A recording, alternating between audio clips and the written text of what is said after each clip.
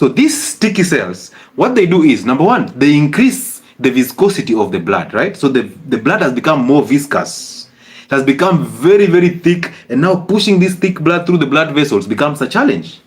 So what do we expect? When the heart is trying to pump this blood through, this thick blood through this blood vessel, because remember, this is a blood vessel and this is the heart. So you pump, it opens up, it relaxes.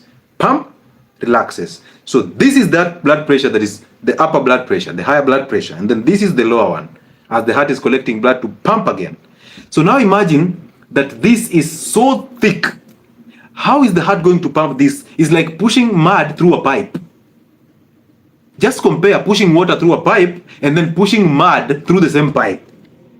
You see that struggle?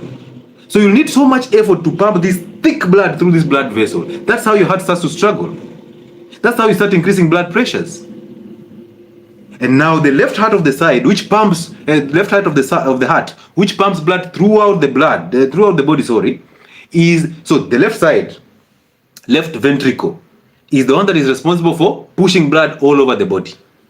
So that means if this blood is thick, we need so much effort from the left side of the heart to pump blood throughout the body.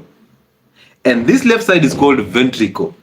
So when it starts to swell, swelling is called hypertrophy. Hypertrophy. So cells are enlarging and becoming bigger.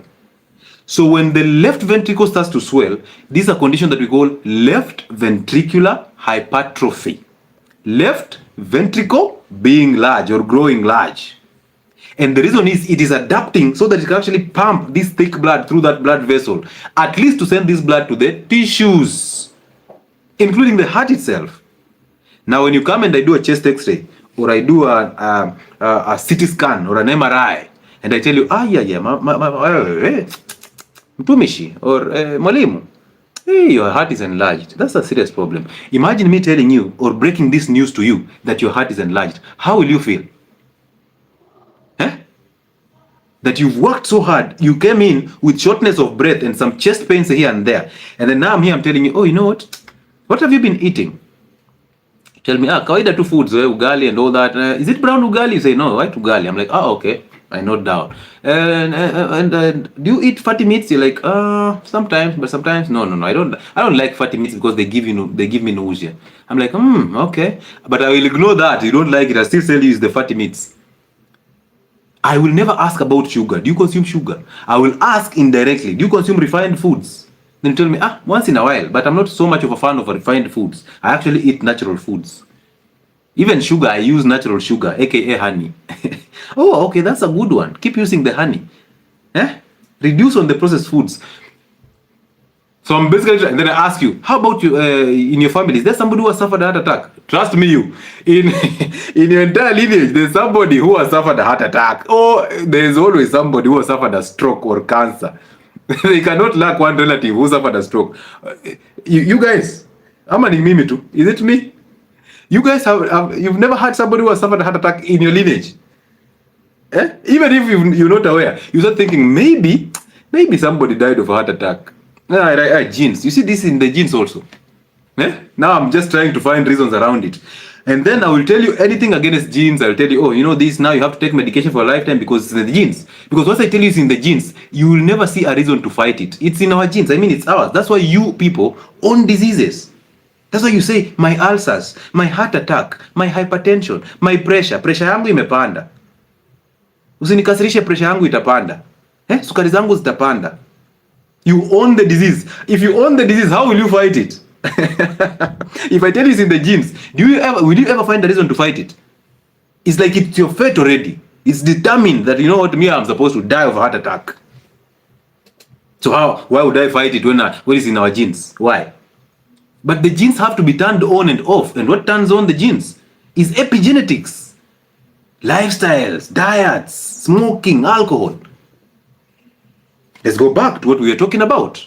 So this integrity, so this blood has become thick, and now these cells that are attached to sugars start to settle on the blood vessel wall. As they settle on this blood vessel wall, what cells are here again? Realize this. Epithelial cells, they line literally every system in our system. It lines the gut, they line the mouth, they line everywhere. We have epithelial cells. They even line the vaginal tract and the urethra. All those places have epithelial cells.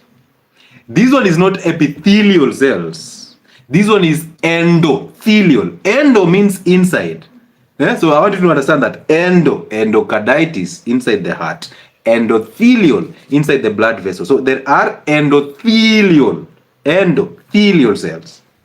All right? So not epithelial, endothelial. So these are the cells that protect you from those fats that you people blame. Because they basically produce an enzyme that traps the fats, hydrolyzes the fat, and then sends it into the fat cell. So it crosses the blood vessel wall easily, send into the blood vessels. Not the blood vessels, into the fat cells for storage. You see that? Yeah, so that you put on the weight and all that. Those are triglycerides, not cholesterol. Now, as sugar settles, or these cells that have sugar, they start to settle on this blood vessel wall. They start to attract other sticky cells, and now we form these lumps in the blood vessel because these are attracting each cell. Any cell that is passing in is attracted by these sticky cells. It sticks on it, sticks on it, sticks on it. Now we have these lumps all over the blood vessel. Inside the blood vessel, we have these small lumps. Those lumps are now starting to narrow the diameter of the blood vessel. All right? Now, on the blood vessel, as they stick here, they make the wall start to become thick. That thickening and narrowing of blood vessels is what we call atherosclerosis. Atherosclerosis. Thickening and narrowing of blood vessels. Now realize we are also trapping red blood cells. So we are making them very sluggish. And these blood cells, these red blood cells, are supposed to actually carry oxygen to the tissues. So we have actually already reduced, not only have we reduced the diameter, the reduced blood amount that is going to the tissues, we have also reduced the amount of red blood cells that are sending every oxygen into the tissues. Now the tissues start to struggle because they don't have oxygen.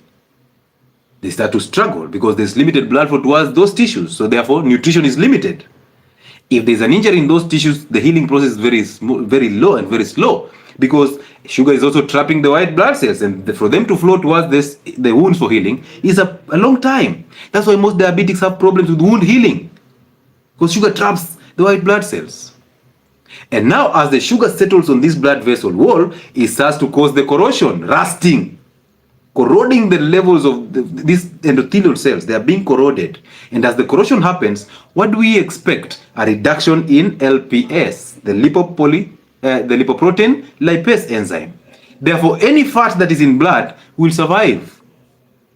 And because we have these lumps in the blood vessels and we are narrowing the diameter, any fat globule can actually clog the smallest artery. So those small arteries, because realize we start with a bigger artery and then it decussets into smaller arteries so that it can actually supply the heart muscles. So the coronary arteries are very small arteries that supply the heart muscles. So therefore, these smaller arteries, if they have those lumps inside them, they can easily clog. And as they clog, there is limited blood flow towards the heart muscles. Now we are causing ourselves a condition called a heart attack, myocardial infarction. It starts with angina pectoris. Angina pectoris is basically when you have that limited blood flow and then you start having pains, the chest pains that radiates to the left hand and to the back. That's angina. And then from there, as it dies completely, we have a heart attack, because infarction means death, necrosis.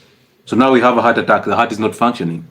So then how do you blame the heart? How did you even find a place to call it a heart disease instead of calling it a vascular disease? So when you focus your mind on the heart disease, every effort goes to treating the heart, including a surgery for the heart. But do you treat the blood vessels? Do you treat the blood vessels? Do you change what caused the clogging of the blood vessels? One agent, the sugars. You see that? Also, let me tell you one thing. We destroy this integrity of this blood vessel by these endothelial cells through smoking, cigarette smoking. Please, start quitting that smoke. The shisha. Anything smoke, let it go. The radicals that are very inflammatory, there, my friend, you can't handle them. Alcohol is part of that. Wheat is there. Inflammatory seed oils are there.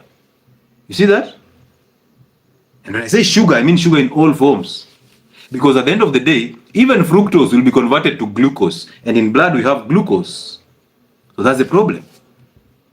So those heart attacks that you people complain about, that you are so scared about, oh, they are coming. Imagine you being scared of a heart attack and you're eating those inflammatory foods. What do you expect?